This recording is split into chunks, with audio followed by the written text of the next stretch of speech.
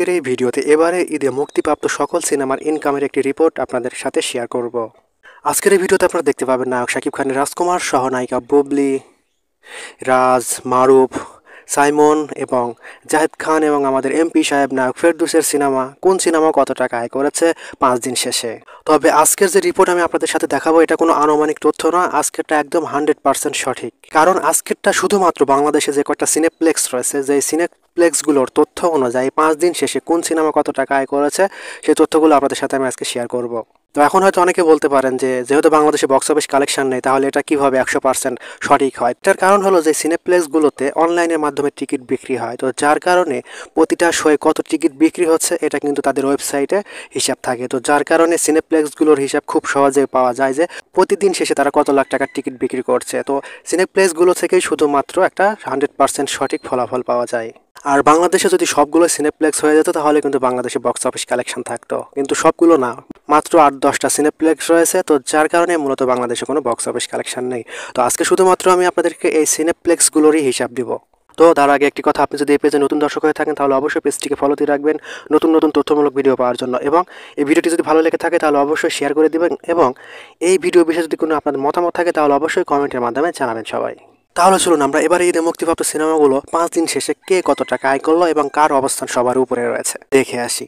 1 নম্বরে নায়িকা বুবলি অভিনীত দেওয়ালের দেশ। তো এই সিনেমাটি এই সিনেপ্লেক্সগুলোতে 5 দিন চলার পর এই সিনেমাটির আয় দাঁড়িয়েছে সর্বমোট 36 লাখ টাকা। এটা কিন্তু 5 দিন শেষে আয় করেছে এই সিনেমাটি শুধুমাত্র সিনেপ্লেক্স থেকেই।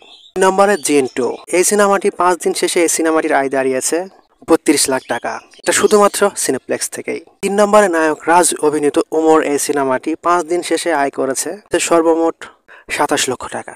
4 নম্বরে নায়ক রাজের আরও একটি সিনেমা কাজল রেখা, তো এই সিনেমাটি 5 দিন শেষে আয় করেছে 25 লাখ টাকা। 5 নম্বরে নায়ক মারুফের আলোচিত সিনেমা গ্রিন কার্ড, এই গ্রিন কার্ড সিনেমার বাজেট ছিল 4.5 কোটি টাকা, এবং এই সিনেমাটি নিয়ে নায়ক মারুফ খুব আশাবাদী ছিলেন যে তার এই সিনেমাটি কিছু একটা করবে। আবার এক জায়গায় ইন্টারভিউ বলেও ছিলেন যে তার এই সিনেমাটি নায়ক শাকিব খানের রাজকুমার সিনেমার সাথে টেক্কা দিতে পারবে, কিন্তু ফলাফল জিরো। নায়ক মারুফের এই সিনেমাটি আয় করেছে মাত্র 72,000 টাকা।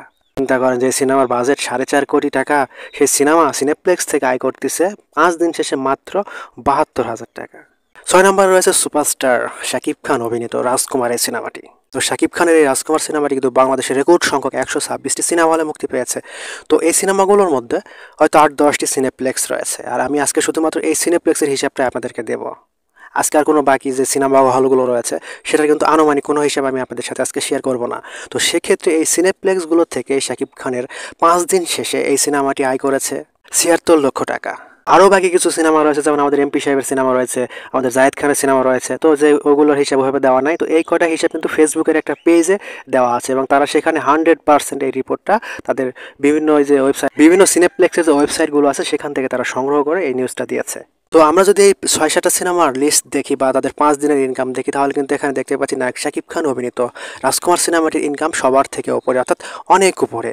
শাকিব খানের সিনেমার সাথে টেক্কা দেওয়ার মতো কোনো সিনেমা এবার ঈদে আপাতত মুক্তি পায়নি, বা বিগত 4-5 বছরেও যদি আমরা দেখি তাহলে শাকিব খানের সিনেমার সাথে টেক্কা দেওয়া, লড়াই করা এমন সিনেমা আর বাংলাদেশে দেখা যায় না। তো ঈদে শাকিব খানের সিনেমা মুক্তি পাওয়া মানে শাকিব খান সবার উপরে, শাকিব খান একাই সব জায়গায় রাজত্ব করছে। ঠিক এবারে ওই শাকিব খান তার রাজকুমার সিনেমা দিয়ে রাজত্ব করছে। প্রিয় বন্ধুরা, আজকে ঈদের 5ম দিন শেষ। তো সেক্ষেত্রে শাকিব খানের রাজকুমার সিনেমাটি কে কে দেখেছেন, বা এবারে ঈদে মুক্তিপ্রাপ্ত সিনেমাগুলোর মধ্যে কে কয়টা দেখেছেন, অবশ্যই কমেন্টের মাধ্যমে জানিয়ে যাবেন সবাই। ভিডিও সম্পর্কে যদি আপনার কোনো মতামত থাকে তাহলে অবশ্যই কমেন্টের মাধ্যমে জানিয়ে যাবেন, এবং ভিডিওটি ভালো লাগলে অবশ্যই শেয়ার করে দেবেন যাতে করে অন্যরা এই তথ্যগুলো জানতে পারে। ভিডিওটি যারা শেষ পর্যন্ত দেখলেন সবাইকে অনেক অনেক ধন্যবাদ।